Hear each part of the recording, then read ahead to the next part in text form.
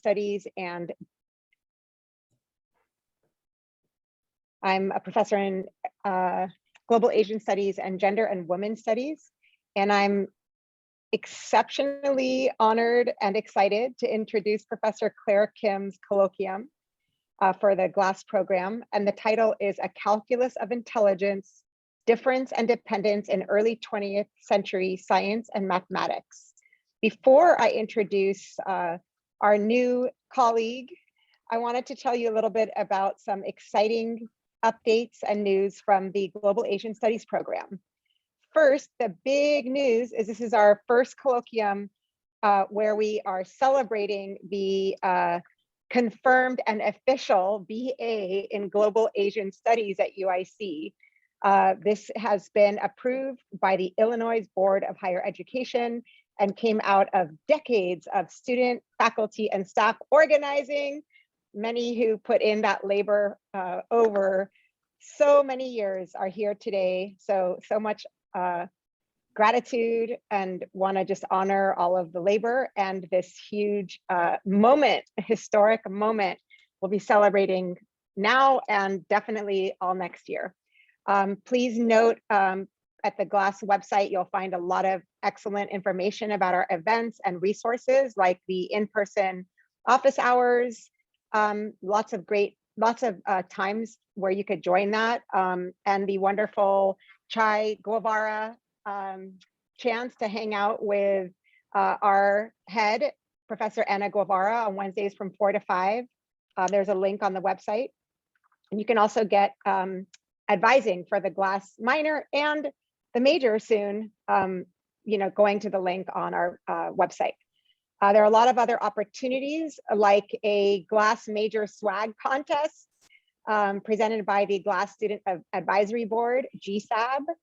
And then we have an event, a big event on Breaking Boundaries, Pedagogies of Global Asia Symposium, Thursday and Friday, April 7th and 8th via Zoom. So please check that out. And our exciting end of the year celebration, Glassapalooza, Thursday from 3 to 5 p.m. We also have an event that I didn't mention that's on March 27th, organized by the GLAS Student Advisory Board. So maybe someone could put that in the chat. Somehow the title just didn't paste correctly into my document.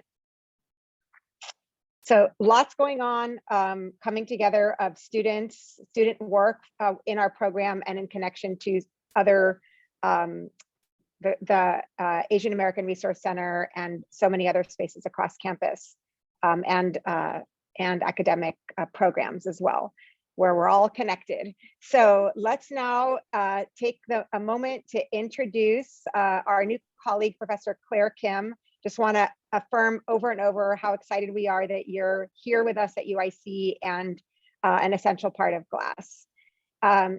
Dr. Kim received their PhD in History, Anthropology, and Science, Technology, and Society in 2019, and is an assistant professor of History and Global Asian Studies.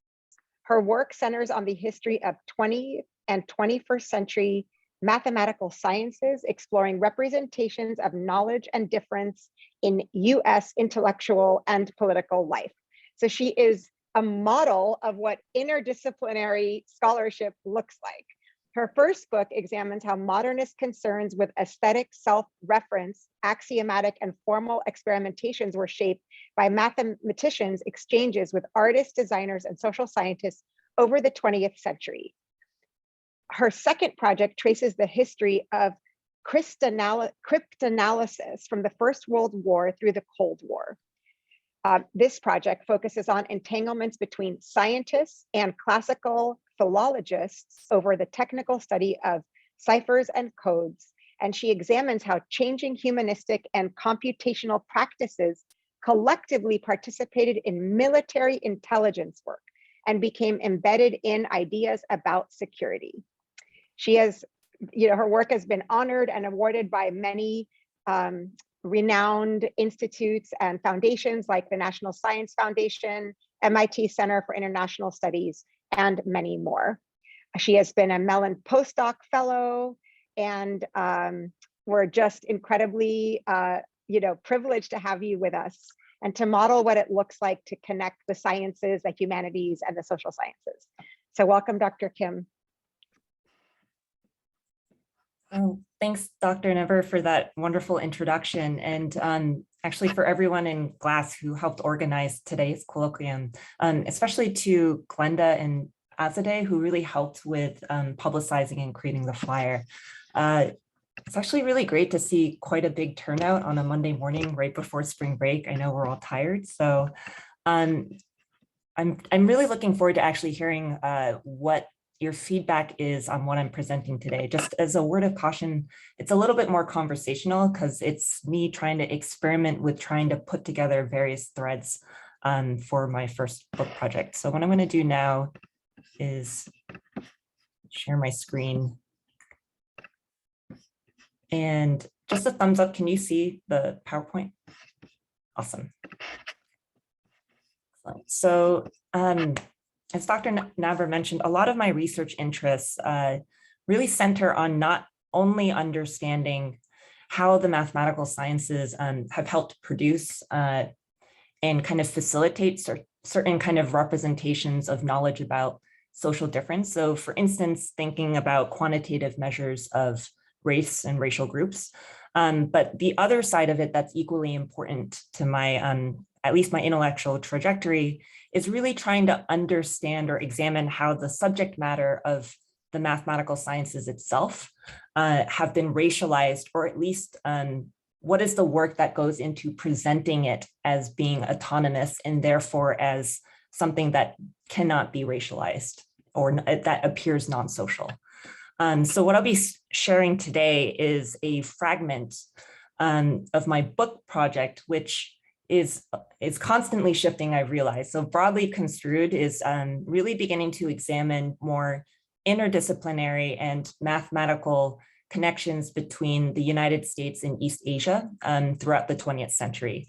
And what I'm really interested in looking at there is how different kinds of interdisciplinary mathematical exchanges and educational networks really relate to competing notions of race and technoscientific identities. And the art stuff does come in because that gets filtered along as well. So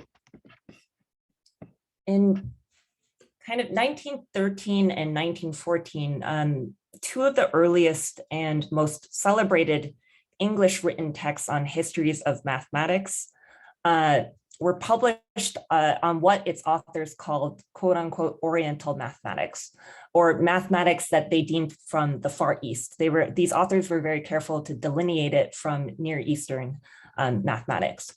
And these texts that were published were entitled, as you see here on the slide, The Development of Mathematics in China and Japan, and A History of Japanese Mathematics.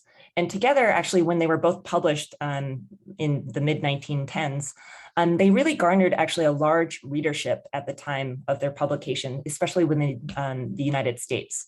So according to its authors, which included a Japanese historian of mathematics by the name of Yoshio Mikami, and an American mathematician and educator named David Eugene Smith, who was based at Columbia College of Education. Collectively, what they produced were these histories claiming that histories specifically of Oriental mathematics were significant not just for understanding the history of mathematics of that region per se, but actually also really important for understanding the development of modern mathematics in Europe and the United States. So as they went on to kind of explain in their conclusion of specifically this text, History of Japanese Mathematics, they argue that what these histories really revealed was that, quote, the mathematics of Japan was like her art, exquisite rather than grand. She never developed a great theory that in any way compares with the West. So with this view, what Mikami and Smith's texts were recounting was this historical narrative of robust mathematical engagement in Japan. And in producing this narrative, the trajectory that they produced claimed that this early history was replete with translations and engagement with material objects or mathematical tools throughout the 8th and 9th centuries. and which was then followed up with a period of decline in work that they characterized as akin to the Dark Ages of Europe. And then only they argued that this period lasted until a Renaissance-like period that saw a quote-unquote unnative, or a quote-unquote native mathematics or tradition emerge. So for them, it was only when Japan ended its isolationist policies and adopted a European learning model that mathematics really in Japan began to flourish even more and transcend what they said was its Japaneseness, and to really become a mathematics of the world. So this is the narrative structure that they outline, and that's reflected in their table of contents of the book.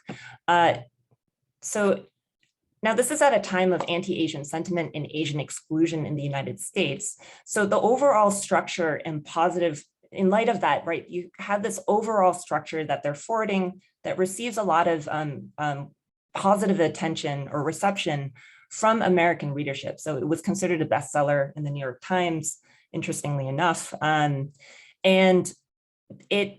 this book I wanted to point to because I think it actually tells us something very interesting about how people in the US specifically are thinking about Chinese and Japanese Oriental mathematics. For them specifically, these Oriental practices could only be placed within a chronology of robust development followed by decline. Moreover, Smith and Mikami's rhetoric about Chinese and Japanese mathematics and their decline is representative of the concepts of group identities and their historical value in early 20th century mathematics, which subsequently were also absorbed into linguists and these American anthropologists that I track and American educators' discussions of mathematical cultures and mathematical aptitudes. So the ability of having mathematical intelligence, specifically across US institutions in the 1930s and 40s. So throughout the early to mid 20th century, mathematicians championed this image of an increasing autonomy and disciplinary consolidation of mathematics that they claimed was organized around in abstract, axiomatic, linguistic, and structural conceptualization. So what this meant was that for these mathematicians, they were beginning to really reconceive their field of study as something that was organized around notions of abstraction, general theory, and formalisms that bear no necessary kind of relationship to the empirical world. This is a huge difference from what mathematics is looking like internationally in the 19th century and beforehand, where a lot of mathematical laws and theories are tied to ideas of nature, so the laws of nature. This is a particular moment when that breaks off. And so it's under this kind of development that the banner of modern mathematics gets advocated for. So both advocates and both these advocates and practitioners of mathematics, what they agreed was that specific cultures of mathematics and populations of practitioners were still important and deserving of study. And they particularly highlighted the case of East Asian mathematics or mathematicians as markers of mathematical intelligence and skilled calculation labor. For them, these mathematicians that I look at, explanations of this divergence could be attributed to, quote, the difference in the process of calculation, in which the Chinese and Japanese mathematicians really relied on technological instruments such as calculators and the abacus to calculate numerical and abstract expressions in producing mathematical work. And because they did not, quote unquote, use their reason or did not have intelligence, they were perceived to be incapable of producing original or innovative mathematical knowledge. So what you see here is the production of a racial hierarchy among the American mathematical community that also extends out to a growing international community of mathematicians. So in what I'll do for the rest of the talk, I'll be tracing how these discourses of modern mathematics and more specifically looking at their interdisciplinary conversation with anthropologists and linguistics, how that is transforming accounts of Asian mathematics from relics of the technoscientific past. So this notion, this historical narrative that kind of sees what they're doing as backwards, but that then gets remobilized for different ends, right? So it's seen as originally representing an antiquated way of producing knowledge. But that then becomes, that history then shifts becoming a valuable marker of Asian intelligence and calculation ability in the early 20th century. And so in kind of looking at this particular exchange, I'm interested in exploring broader questions about this narrative's indexical function. So what is the role that this historical narrative plays as an analytical and historiographical device? And specifically, right, how historically marginalized research subjects interact with representatives of this growing mathematical community to create and reshape narratives of intelligence, as well as social practices of mathematics and calculation. So what I'm referring to on that part is the majority of the international social body of mathematicians at that time are mostly of European, white American. And what you see is a growing shift where the makeup of that body is increasingly going to become occupied by those who identify as Asian and Asian American. So looking at how these kind of social intellectual trajectories collide. So really the question that I've been thinking about, at least as I try to think about this particular fragment of the chapter, is how are these narratives of ancient mathematics and skill, which continue actually to be inscribed upon the bodies of living peoples today, those kind of stereotypes, how are they being interpreted according to the contingencies of technology, of shifting educational institutions, but also immigration policies that facilitate that, and politics in the United States? So before diving in, I thought a lot about this, about how much mathematics to go into, but I'm not going to go too much into detail. It's just to give a bit of an overview to give a sense of what's changing. So I think it's helpful to give a sense of some of the transformations in mathematics that are happening internationally at the turn of the 20th century. So historians and mathematicians generally consider this period of the turn of the 20th century to be when the perception of mathematics as knowledge no longer is tied to laws of nature, as I mentioned. So it's something that's seen as independent and autonomous, and it really begins to emerge, coalescing around these key terms that become a favorite kind of mantra of these professional mathematicians and the politicians who later on seek to wield it, right, of abstraction, general theory, and formal logic. So these are some kind of titular examples of what that looks like in practice. So you have for example, under the influence of these German mathematicians, the Hilbert School, that at the turn of the century begin to reformulate the foundations of geometry. So geometry is no longer the study of empirical space, but it's an understanding of actually mathematical concepts as implicitly defined by structural terms. And what you can see reflected here is that mathematical papers become very lyrical. They're becoming much more descriptive. It's it might look very different from what you're used to of like a standard form of proof.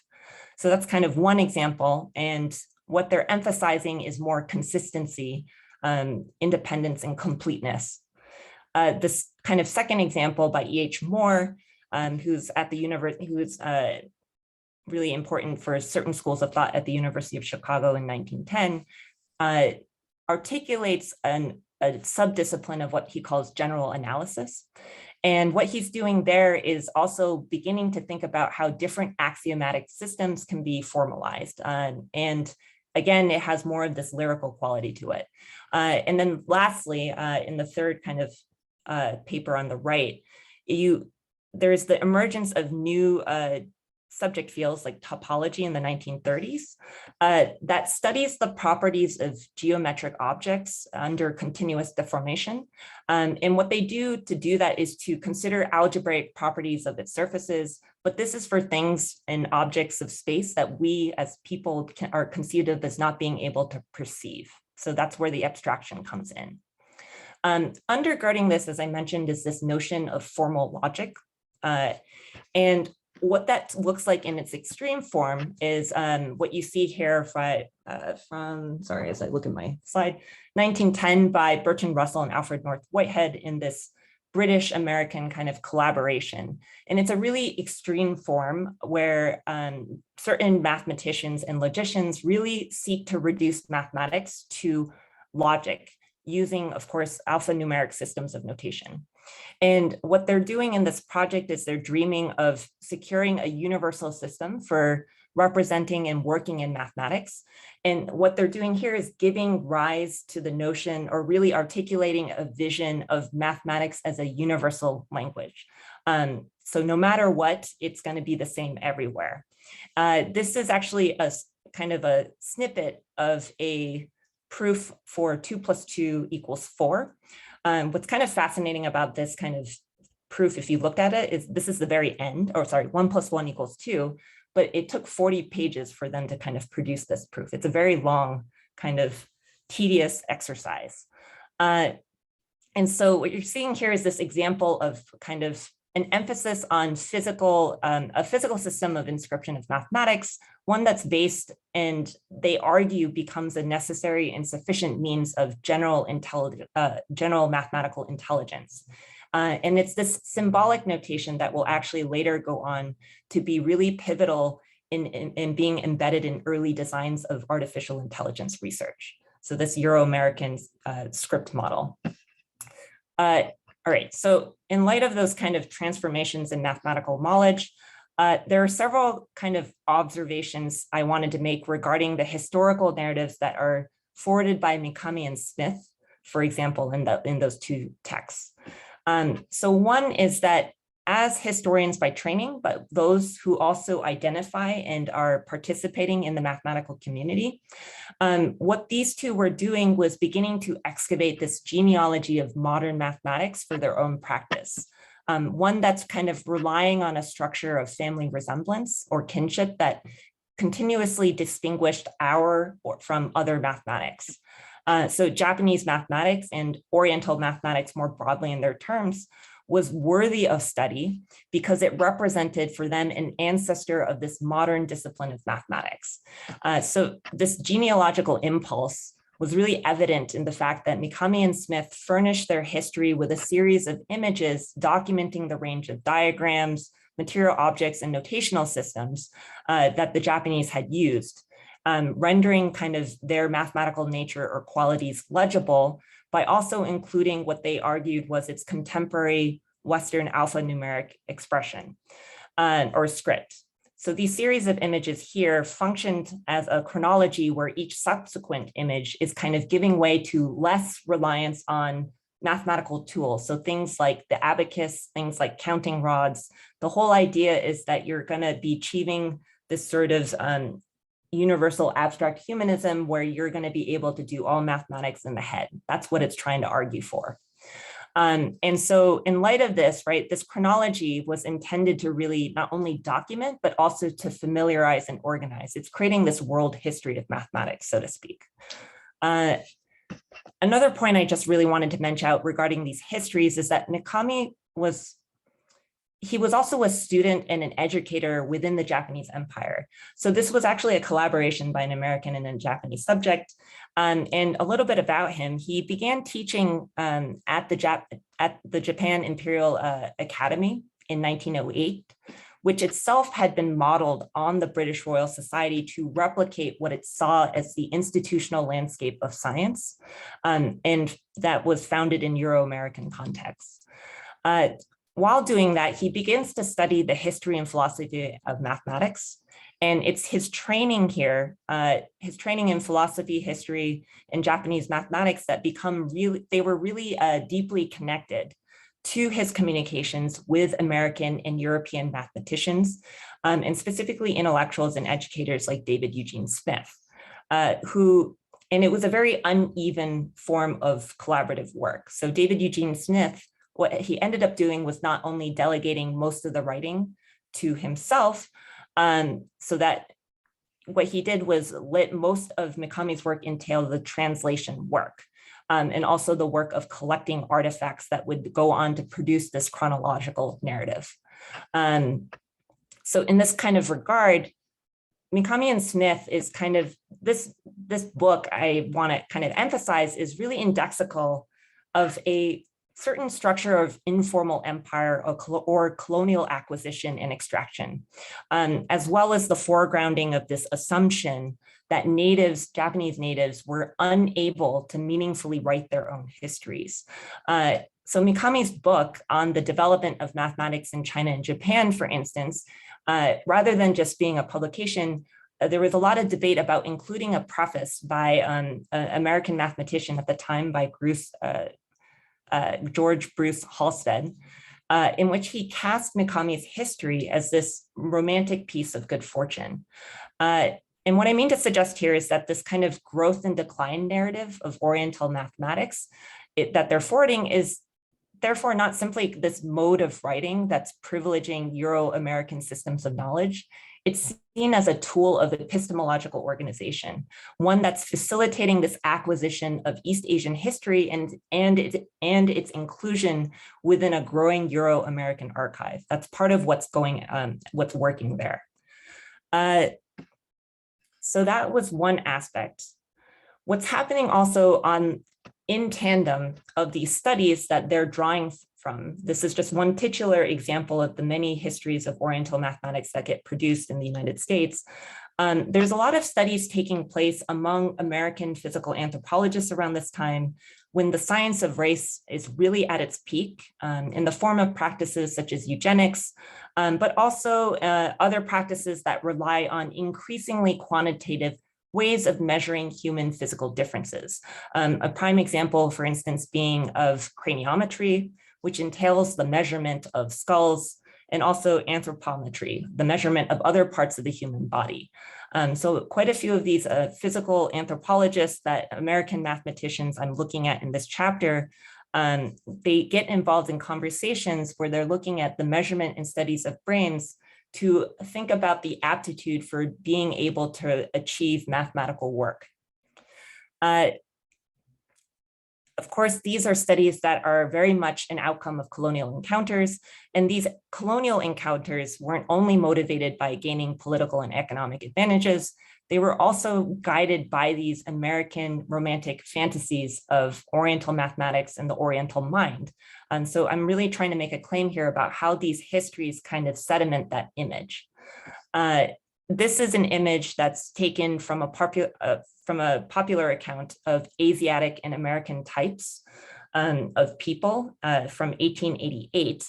And you can't really see it in this image, but throughout the book, what ends up happening is that the authors, the physical anthropologists, really place the Chinese at the top of this racial hierarchy with the whites on top.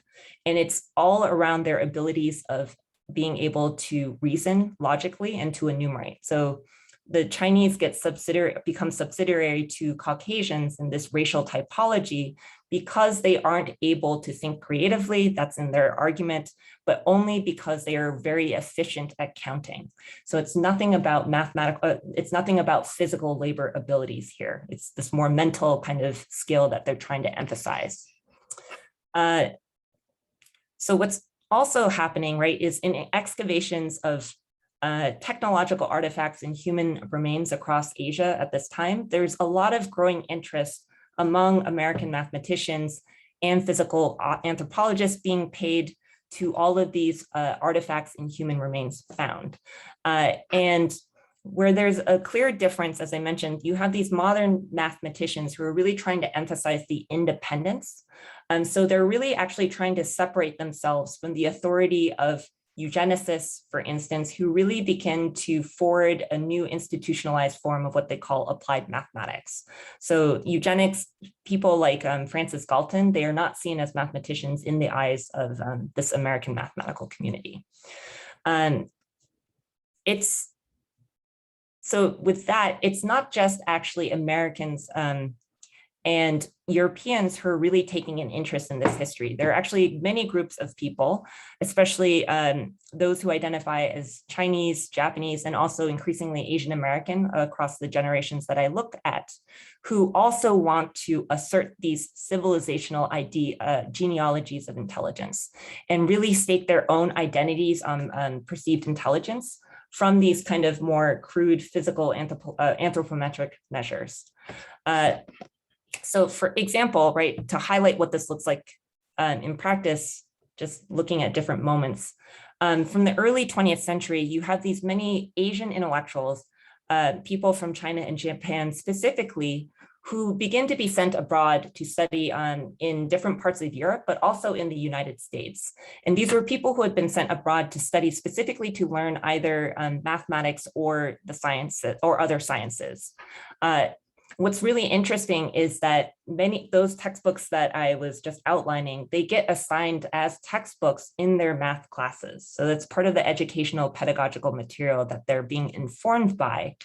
And being informed by these histories and this kind of racialized notion, they begin to perceive that it's a very powerful form of science politically, or image of intelligence that they can wield for their own political ends. So as tools for articulations for visions of development when they return back, but also actually as a means to validate why they want to stay in the United States.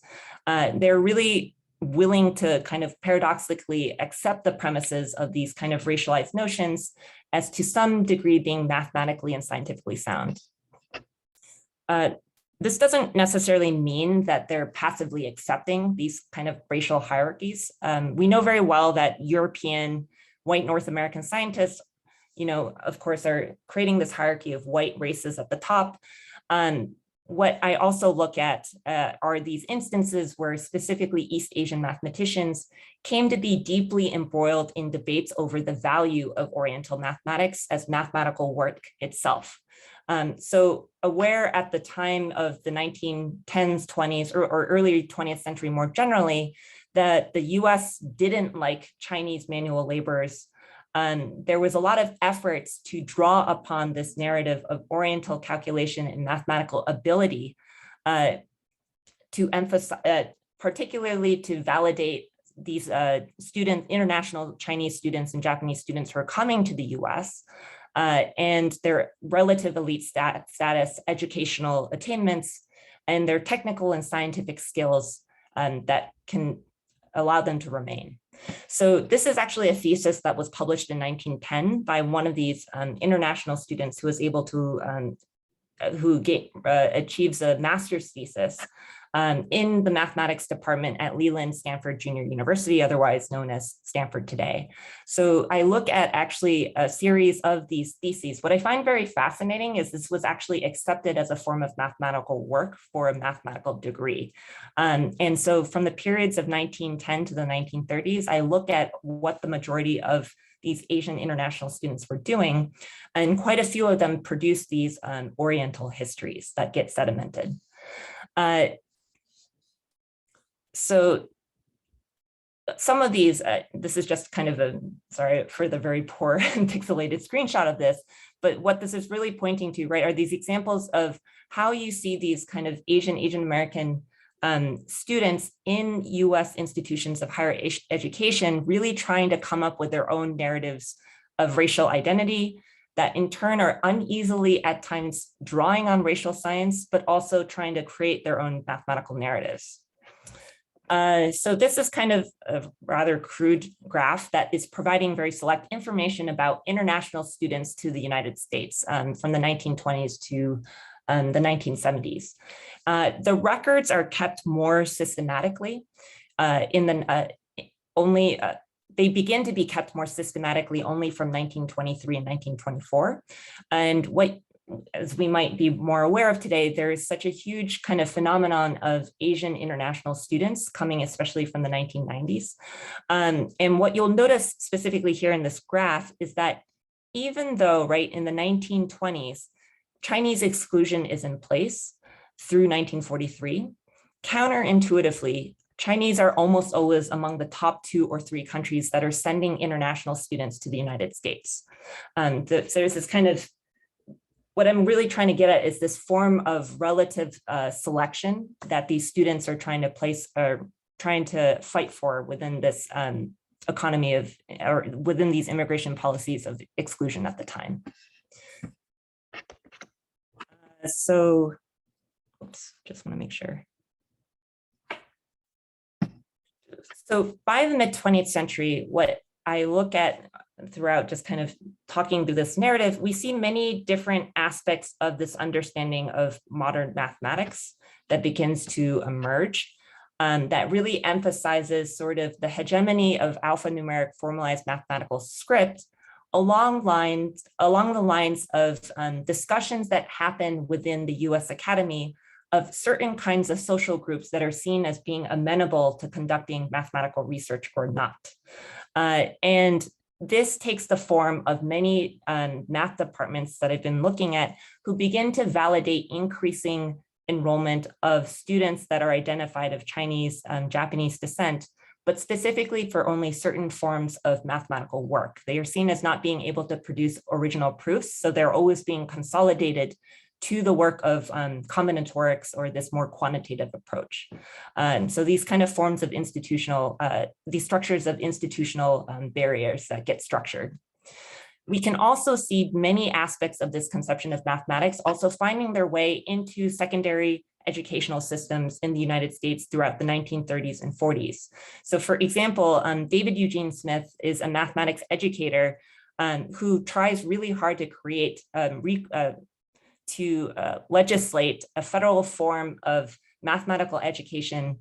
It fails ultimately, but he's very successful in getting it ratified in various states in the Midwest and the Northeast for not just teaching mathematics, but histories of mathematics as world civilization that emphasize these different forms of scripts and approaches to calculation, ultimately ending with this image of the hegemony of the alphanumeric system that we use today. So you can see here, this is an image of what that curriculum looked like in practice.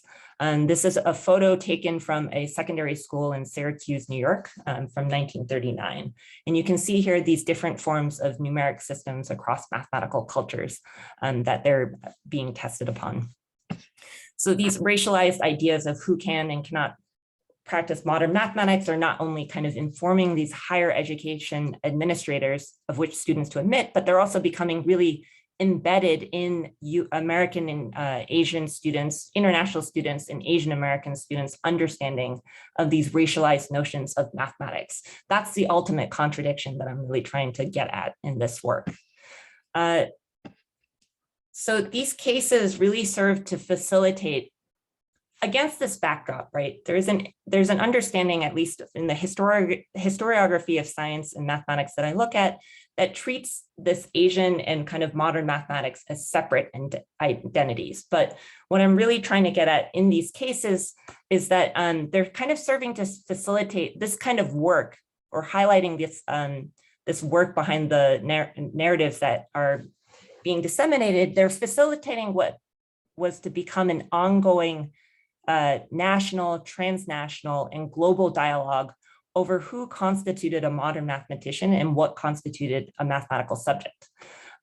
Specifically, this actually takes really interesting form in debates that are held over whether or not actually Chinese script can be seen as being amenable to the production of mathematical knowledge. These debates get taken up in the production of new, what will eventually become information technologies like Chinese computers or the modern computer that we can think of today. And the idea being that there were debates about how modern mathematics could, while being under the premise that it's of course universal, it's a universal language, how could it only accommodate alphanumeric script as opposed to these different aspects of the Chinese language or Chinese script?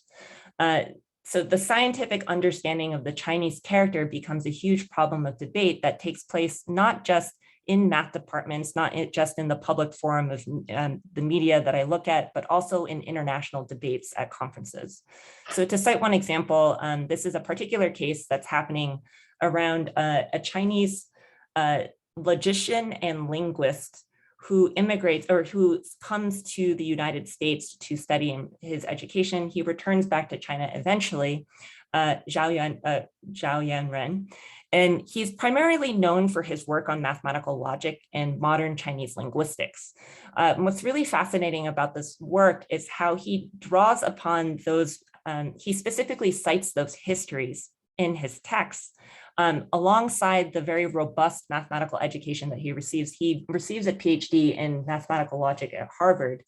And he goes on to use this to apply for ideas of modern Chinese language reform.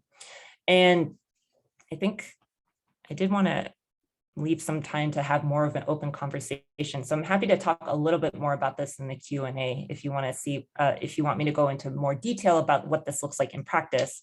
But the idea being that he becomes really interested in trying to extrapolate on this image of modern mathematics for these more political ambitions he has back in China when he returns.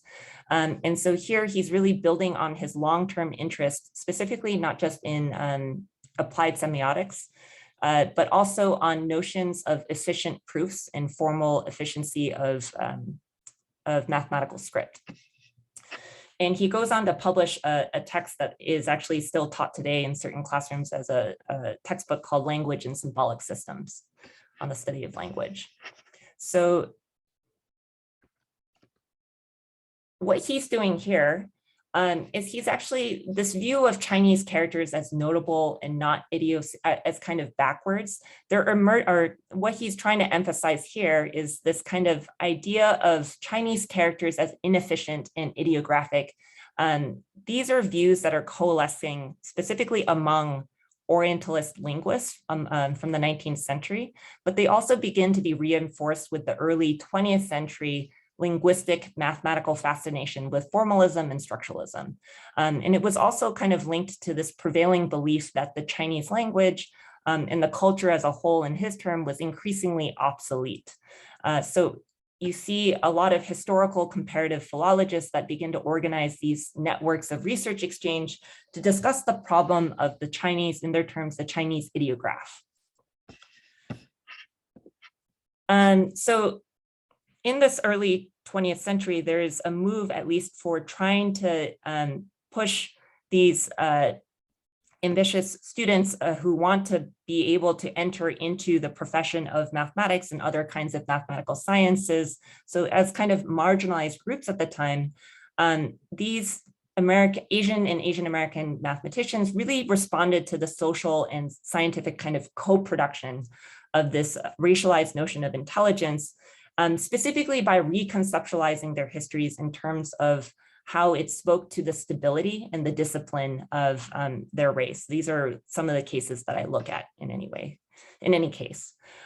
So the scientific attention that has imagined these groups, specifically groups of Oriental mathematicians, Chinese, Japanese mathematicians, as living repositories of Chinese alterity, that's a common kind of original image or representation that comes out of these narratives that get popularized. So you can see this here on the left. It's a political cartoon published in 1900, and it's about the image of, it's being compared with notions of how Chinese laborers can instead be retooled for calculation, not for things like the labor of typing. And it's also speaking to this absurd notion of the Chinese typewriter. So the fact that you can even try to impose Chinese script onto the design of new technologies. And an example of this, so that's one side, but then here on the other is this other example there's this other example where you see a certain Chinese American mathematician trying to use that kind of stereotype of calculative ability to their own advantage. So this example from 1876 in the Chicago Daily Tribune is really recounting the efforts, sort of as kind of a comedy piece of a Chinese mathematician, Wang Qinfu, who also is a huge voting rights activist at the time. This was happening, it's recounting the story that happens in Greencastle, Indiana, where he is seen as besting he's seen as beating a professional mathematician at abilities of proof and calculation. There's a little bit of a caveat to it, though. The story, interestingly enough, always has to emphasize that Wang was only able to do it, being aided by the machinery of devices such as the abacus, not actually being able to do it in his head as this American mathematician that he was competing against was trying to achieve. And so it's kind of really pointing to these different discourses that have reinforced this conflation of racialized intelligence that are kind of stemming from this universal vision of modern mathematics as universal language that I'm really trying to get at. So just to kind of briefly wrap up on what I'm thinking here, I wanted to explain several implications of how I see this history, several implications I see this history trying to fight back against or trying to write against. The first is this notion that there are these strong perceptions of East Asians as a site of scientific production, one that's really productive with a caveat. But the caveat being that they're not being seen as original creators or original thinkers. And so what this history is trying to do is actually excavate the work that went into producing that narrative in the first place. And it's implicating mathematicians, but also actually different mathematical communities in that kind of narrative. So what I've been kind of trying to show, in other words, is that how much of what we think of as Western modern mathematics is being produced specifically through these mechanisms of educational exchange and collaboration, right? You have these students and mathematicians that are promoting these visions. It's not just white mathematicians, it's also Asian American mathematicians. A second thing that I've been trying to think about with regards to this history, or the implication of it, is at least the legacies of racialized intelligence today. And of course, it's continuing to shape politics and policies about educational policies of inclusion. But there's also a lot of these, this kind of logic of mathematical traits of calculation ability that get sedimented into what math departments are trying to emphasize for the kinds of jobs that its students are seen as being amenable for. And a lot of it for these students who identify as Asian American are really being compelled or encouraged to move into quant features. That's one thing I've been just trying to connect. I know there are many histories that get at that, but this was a realm in which I wanted to bring in mathematics precisely because it's always seen as an exception to the rule. You can't touch it socially. Another last thing, I guess, those are really the two main ones I've been thinking about in the top of my head, but I'm happy to talk more a little bit, clarify about the project and some other ways in which I've been trying to think through this work. So with that, I'll actually pause there, end the slide, and I'm actually looking forward to hearing your thoughts on where this is going. All right, everyone. That was so brilliant and mind-blowing. Well, the floor is open to questions. You can put them in the chat or you could raise your Zoom hand, and look at all the props you're getting with the Zoom reactions. Yay. All right, folks, let's hear what folks want to discuss. Junaid. Thanks, Claire. This is really interesting stuff. I'm really excited to see where you go with it.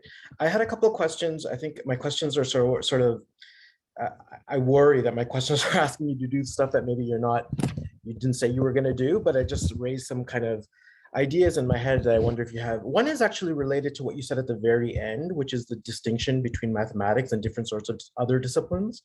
And I wonder if you can say a little bit more about that, because one of the things that sort of struck me about the emphasis that you had at the beginning of the talk had a lot to do with the emphasis on abstraction. And to what extent that sort of parallels, and to what extent it differs from other disciplines, and how that kind of part of the history figures into it. And then, so just a kind of open-ended question, really. And then another open-ended question, which has to do with this really interesting case of like how these ideas find their way back and speak back to, you know, Chinese language reform? Because I think this is a really interesting way that different things are coming together. And I mean, here's where I wonder, like, to what extent you've thought about like how class enters into it. Because one of the things I find like is so kind of, you know, very much in the forefront of you know, all these people who are coming over to do exchanges are also the people often who are going back to these to many countries, to colonized countries, in order to kind of be the leaders, thought leaders, political leaders, etc. And there's a very clear, I think, class component, especially in the time period that you're talking about, that really, I think, factors into the story that you're telling here. But anyways, again, an open-ended question about I don't know if you thought about that. Nate, thanks so much for these questions, and we'll talk more about it, I'm sure. So the first question, can you re-summarize that question again? Sorry, I was just frantically trying to write down and. Yeah. So at the very end, you said something about the way that math is sort of always kind of stands out as not social, right? And so that kind of, you know, that thing that you know, this is, you know, literature, you know better than me, but like the kind of distinction between the social or the cultural and the I guess in the abstract is the word I'll use, right there, or the non-social. Math sort of stands out. So I wonder, like, in terms of the history that you're telling, whether that distinction is relevant, or maybe you can just expand on what you said at the very end, what you meant by that. No, thanks for that. No, so that distinction is relevant for me analytically. So there's a way in which the historical actors that I look at, but even also certain historians, still privilege mathematics as something that is ahistorical and not kind of sociable. And what this means is that, of course, there is a lot of talk that happens today over how natural it seems that quantification can be brought to bear in these different social realms for things like intelligence testing, but also for things like metrics of that get embedded in algorithms and things like that.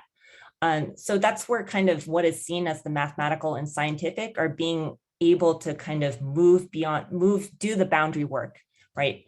And what I'm trying to get at here is an asymmetry or an asymmetrical explanation, right?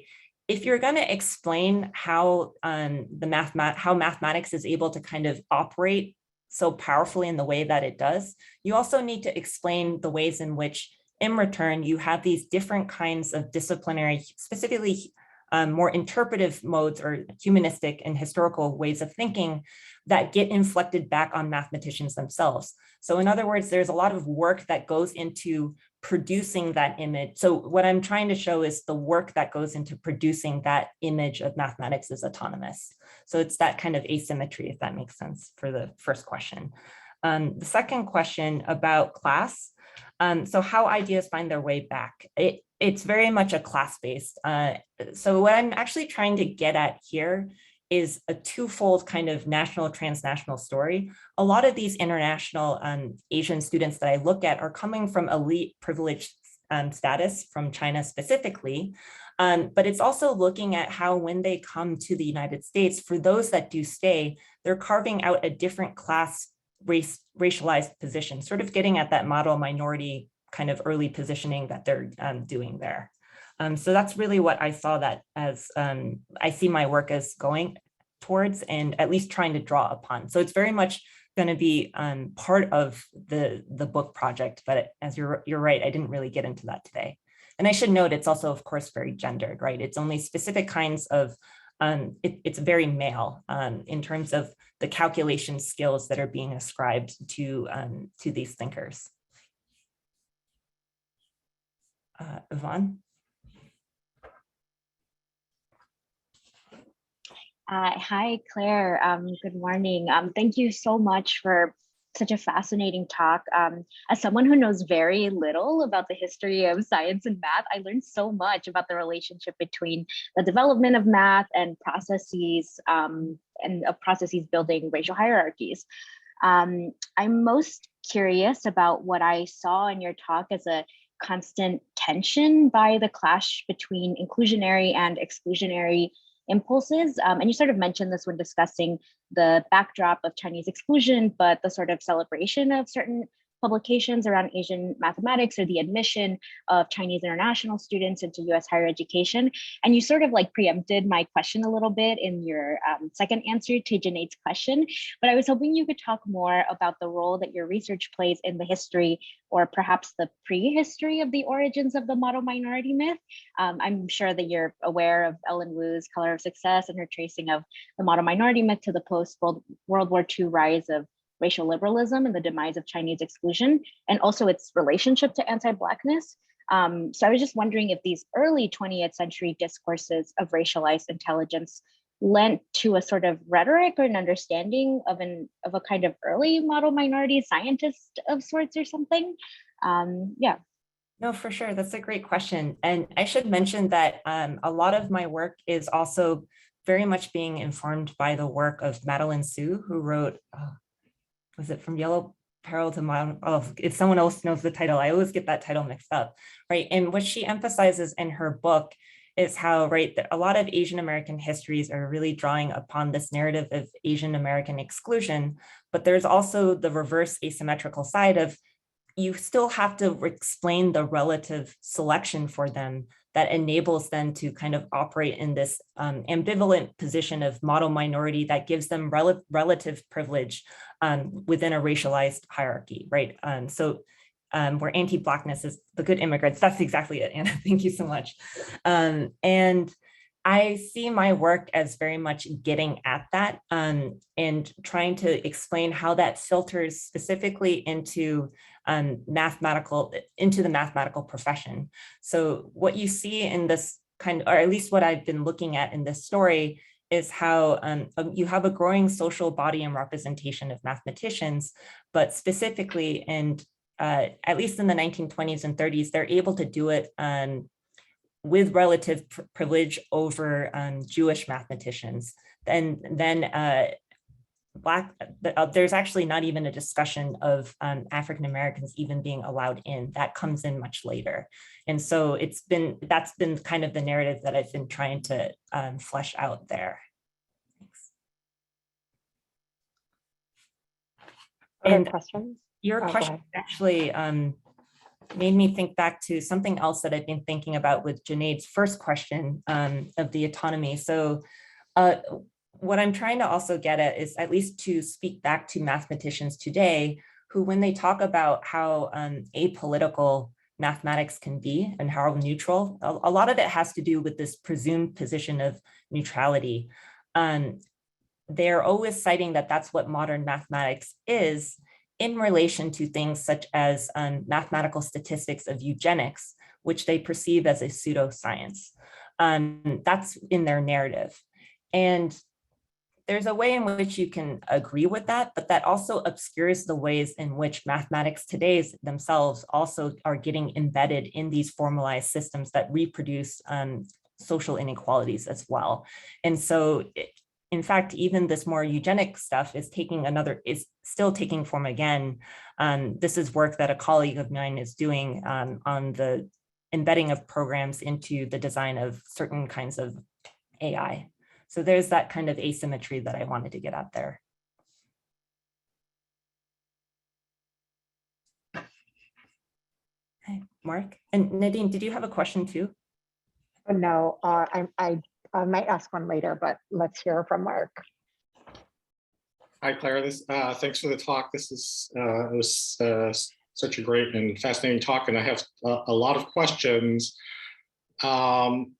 One question that I have, which I know this is really huge and totally sort of off the topic, but when in the beginning of your talk, you mentioned how East Asian mathematicians were very careful to distinguish their mathematics from, the Far East from the Near East.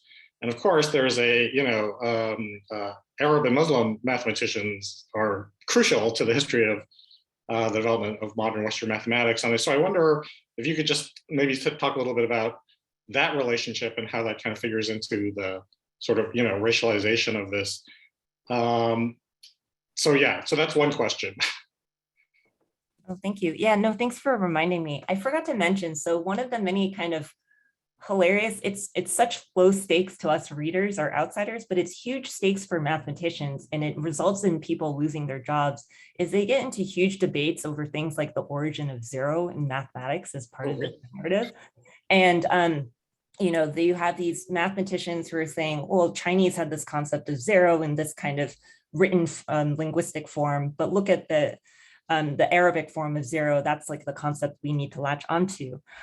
So for the East Asian mathematicians that I look at who are coming to the United States, what's really interesting about that case is they distinguish, they splice out Arab mathematics, partially because they're being informed by categories of census records in the United States that categorize Arabs as white at the time. And so they also are trying to homogenize Arab mathematics retroactively as a kind of white Caucasian. And so that's sort of what's going on there. That's one of the more interesting kind of weird results or tactic or sort of effects that comes out of that, those set of practices that I look at. Thanks for bringing that up.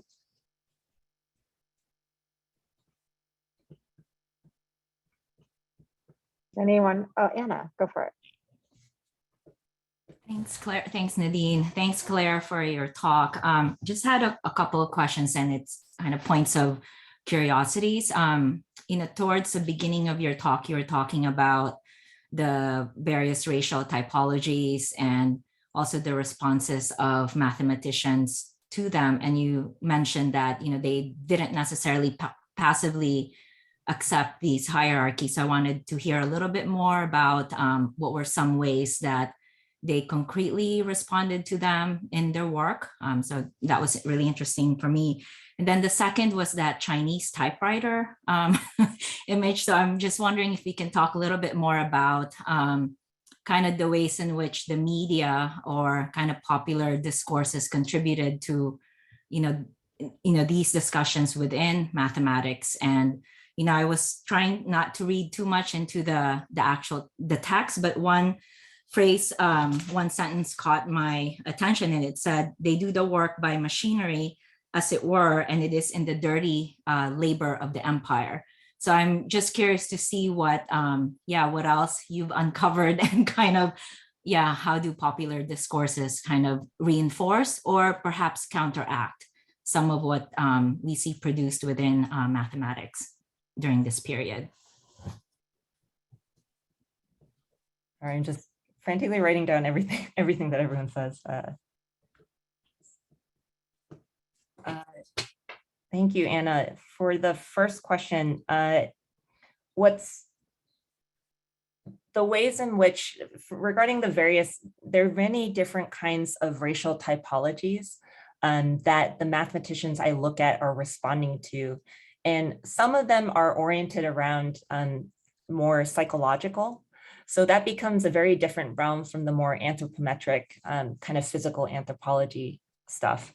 And what I find really fascinating about those cases is you see these mathematicians who are trying to fight back against, so a lot of these more, what they're responding to is the inclination of these more biological definitions of these racial typologies that are going to be, that they're making claims for.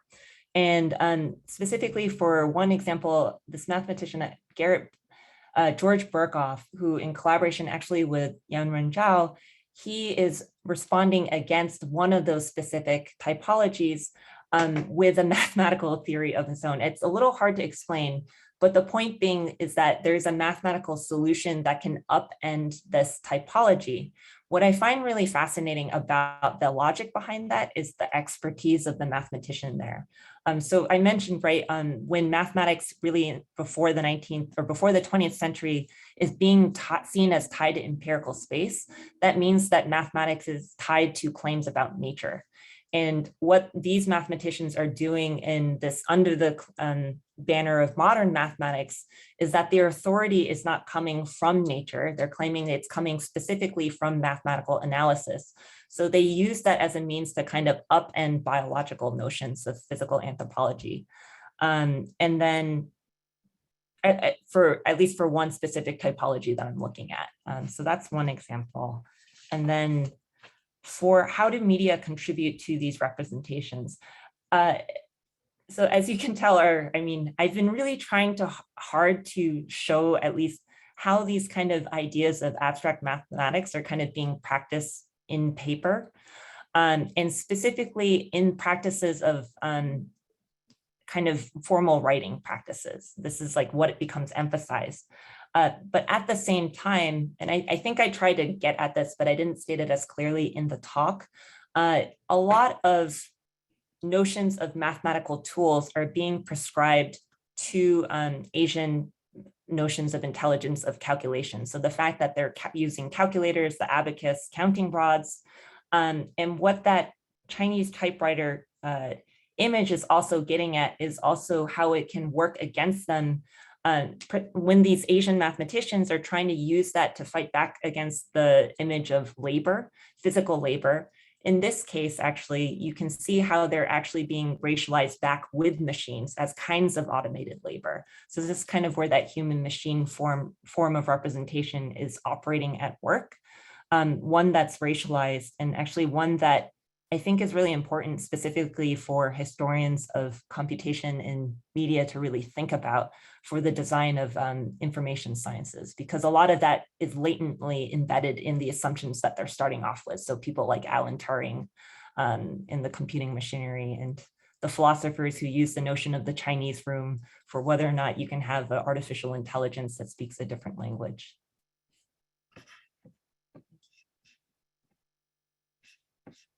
Frida has a very long comment that I'm going to try and read right now.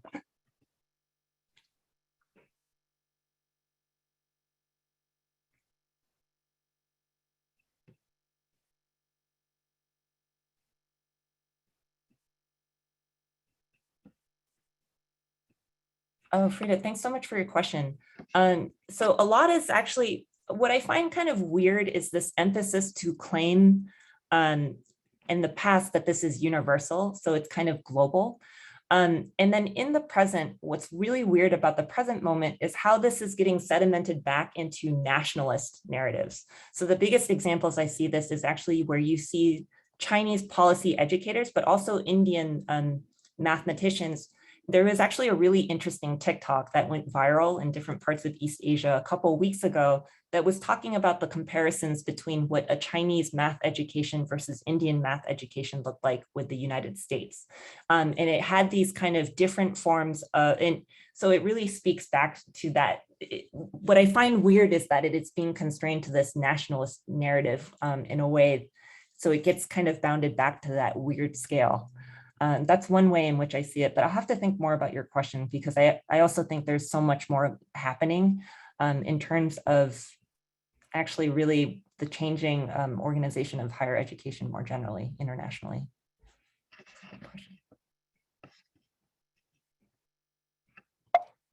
Hi, Justin. Hey, Claire, thank you so much for your talk. It was so rich, and I felt like there were so many questions I want to ask you, but I think one of the questions I have two that I think I wanted to ask, and they're kind of unrelated. One was just briefly, if you can talk a little bit more about the history of maybe student activism that you might have found through. I know you mentioned that one of the mathematicians that you were talking about did like voting rights activism, and a part of me feels like so many of these folks, while having a lot of class dimensions and being very elite, sometimes are also very embroiled in nationalist or internationalist politics. So I was really curious to think of like, while some of them did math as their like main job, were they also doing other kinds of organizing on the side or kind of being engaged in that, or if that's anything that you kind of saw in your research? But I think the other question I had too was kind of related to like the politics of knowledge that I think your work so generously engages with. And a part of me was really struck by that conversation, by the points you had made about a lot of these mathematicians being pushed to quantitative studies. And it made me really think about the role of Asian studies in Asia, and how folks who study in Asia tend to always be seen as producing like empirical evidence, and folks who are elsewhere kind of are given the possibility to do theorizing. And I wonder if do you feel like there's a similar narrative arc around the development of this kind of modern mathematics that kind of like mirrors that? Like, could that be seen as a form of like, I don't know, epistemological siphoning off in different ways. So these are just random questions, and it might not actually jive with exactly what you're thinking about, but your talk just made me really think about these. And so I just wanted to ask. Oh, I know, I really appreciate that question. So to answer your second question, or to at least address it first, what's weird early on, at least for these mathematicians and historians who are negotiating this narrative of mathematics, is, they're creating this world historical order, and sometimes what they come across are these cases of simultaneous kind of invention. And what's really weird there is that they're very quick to say that the Chinese copied first. They don't emphasize divergence necessarily. There's always a move, which is really in it.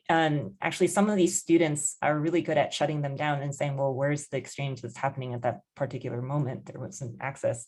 But it's that kind of discourse of the copy that gets filtered out. I know Eugenia Lean is working more on that particular history within, she situates, the making of the Chinese copy within larger histories of global capitalism. So that there's a way that's working. And what I would say to that is that there also needs to be a way of explaining how that's being filtered into knowledge systems, right? At a moment when these knowledge systems and capitalist systems are also intervening, merging in really weird and intersectional ways. So to your first question, quite a few of the early these mathematicians that I look at in the early 20th century who'd want to stay in the United States, they don't want to return back. They are really active in voting rights. And for them, wielding onto this notion of calculative ability is a way for them to show literacy, their ability to think. So that's a way in which they're wielding it for these more political ends, for sure. But I'll have to think more about other kinds of education, for other kinds of activism that they might be involved in. That's a really good question. Thanks. Justin, did you want to ask her second question?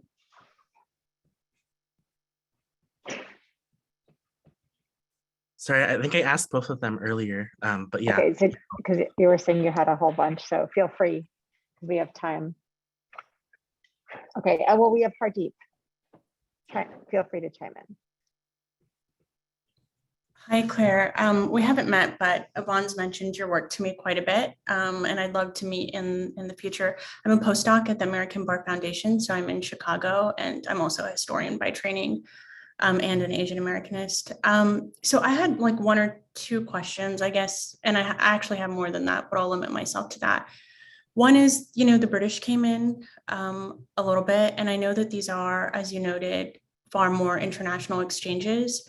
So I'm curious about the kind of imperial angle that's going on here. So is the kind of question around math and intellectual capacity with Asians playing out the same way in other parts of the world, are kind of what are the imperial nexus at which this is coming together?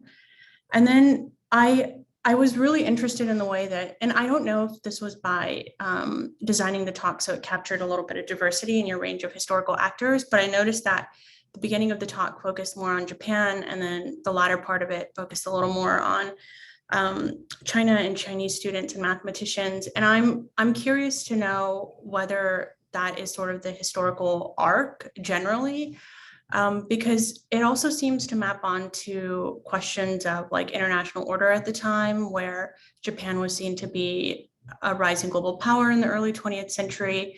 And so there were capacities attached to Japanese immigrants that necessarily weren't attached to other Asian immigrants, including but not limited to Chinese immigrants. And then it seems to be that the transition, the dates actually really correlate with like even immigration reform related to China as World War II approaches. So I'm also curious about kind of what international political economy, what role that might play in the narrative arc of how people are being racialized, are being incorporated into this, this conversation around math, intellect, race. Yes, thank you for that. And that was that's what I've been trying to show, is that precisely these are all being facilitated within this structure of international political economy. So there definitely is a shift in the kinds of shift from Japanese to Chinese mathematicians who are arriving in the US. It maps onto actually British-Japanese imperial relations are really different from each other. There's actually an increase in Japanese students that are being sent to Japan. That takes on a really, I have to get back to Junaid's, because Junaid's question more carefully about the class-based one, because that does take a very different form of class politics than the United States case. This is more, I mean, all that is to say that I have to do more justice to that. I mean, it's an important question that I've been, of course, really thinking about. And regarding that, this is also getting into not just, so part of what I think, what I'm trying to see this chapter as doing is also explaining how it's not just US, all of this kind of feeds back again into these transnational networks that feed back, of course, between Chinese-Japanese relations that see the Chinese as being subsidiary to the Japanese within this hierarchy of empire at the time. So no, that's a very good question. So I'll get back to you more on that, but thanks. And we'll talk more. Thank you.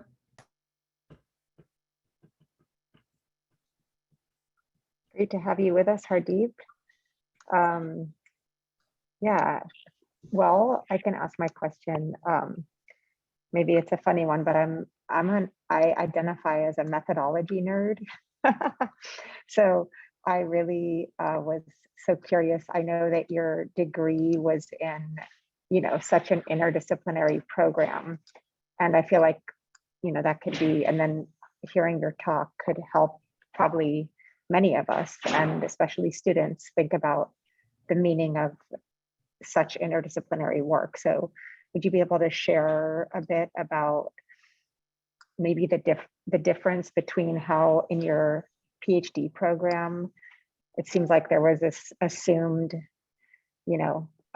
support for integrating multiple methodologies and then creating a methodology of your own out of it that's relevant to your specific research question, versus like in the many different fields that you occupy that maybe and maybe not isn't always the case. And so then how a scholar like you just continues to grow your own specific interdisciplinary methodology beyond the PhD program, where maybe that was more assumed. Does that make sense?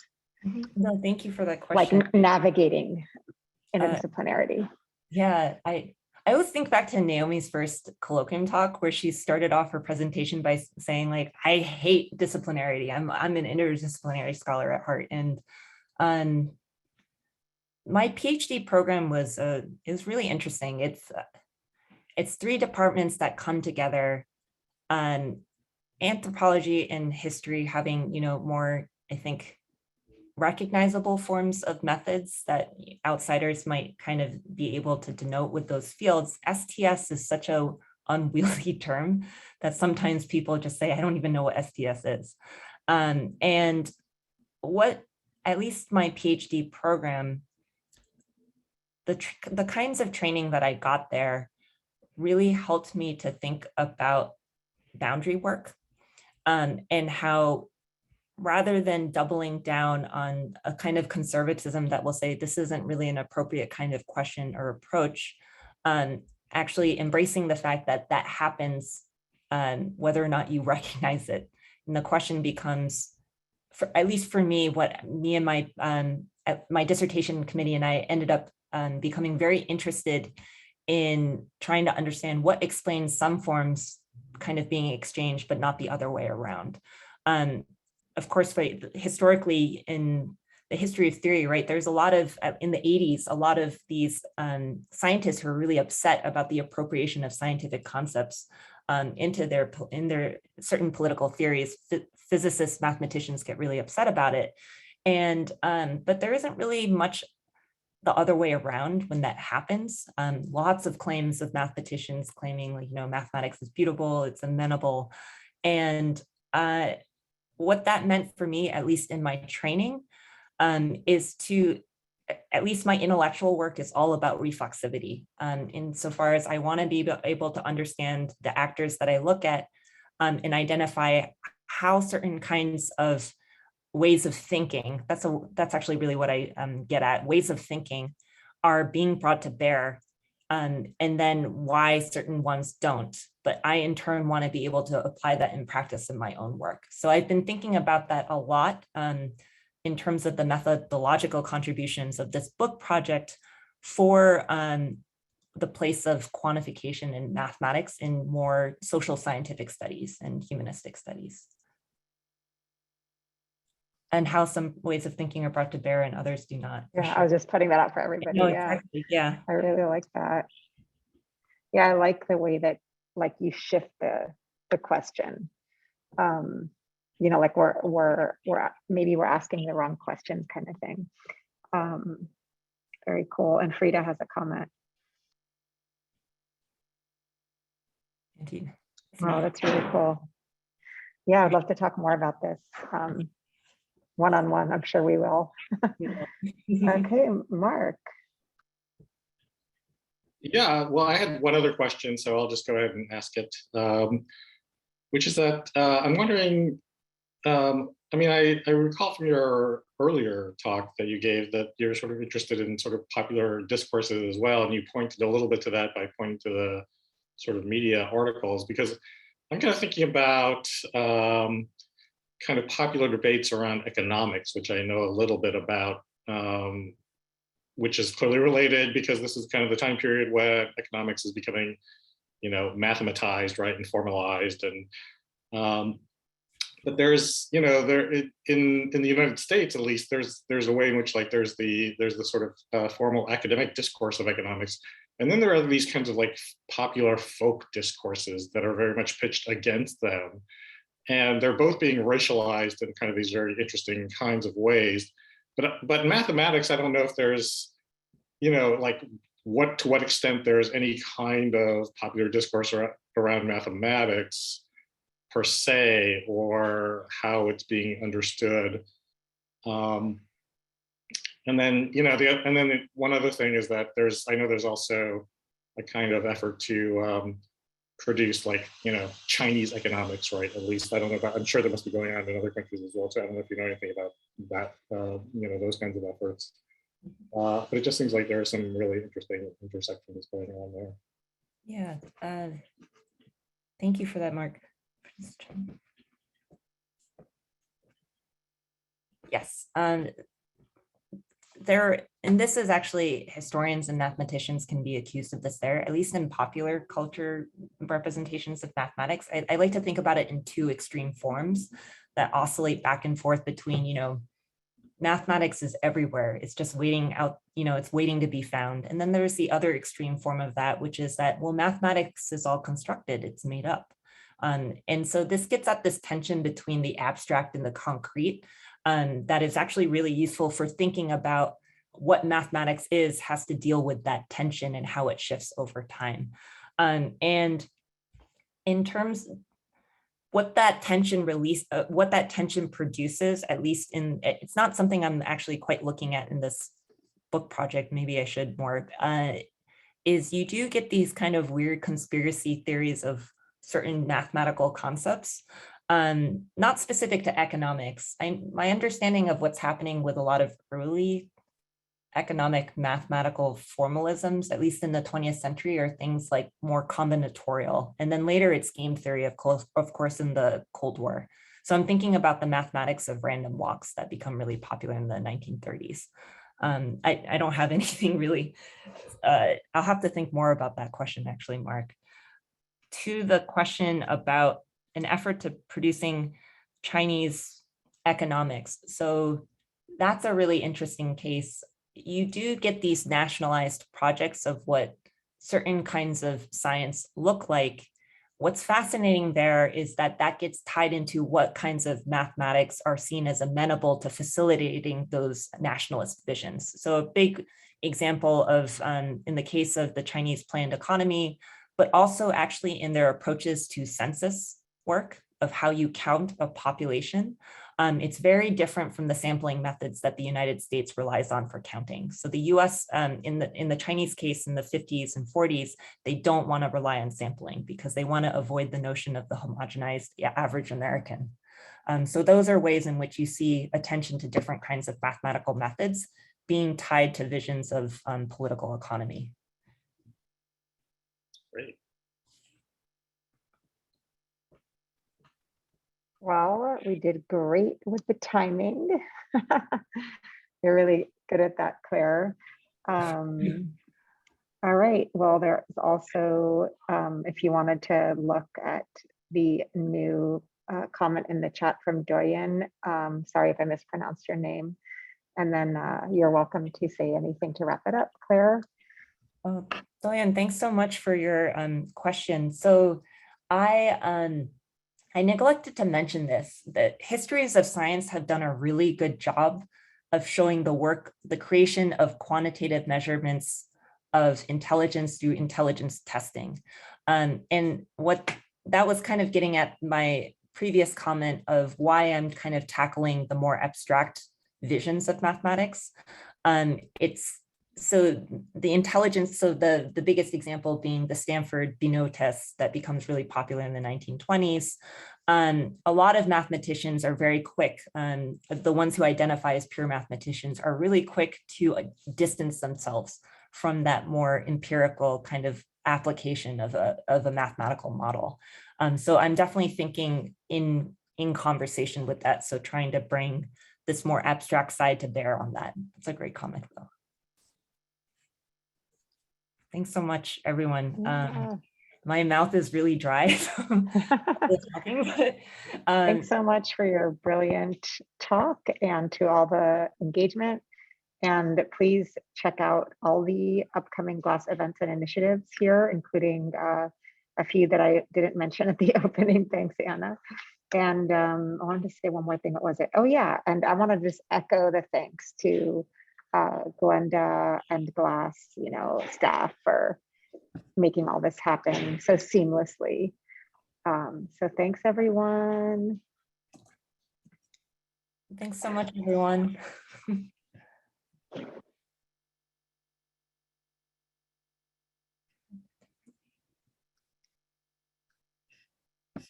I need to save this chat. Oh, John, thanks for coming.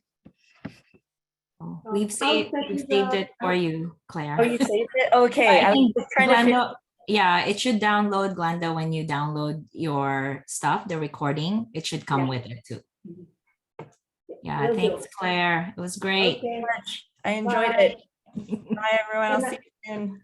Bye. Can I end up for everyone now? Okay. Yes. I'll end it for everyone. Okay, bye. Bye.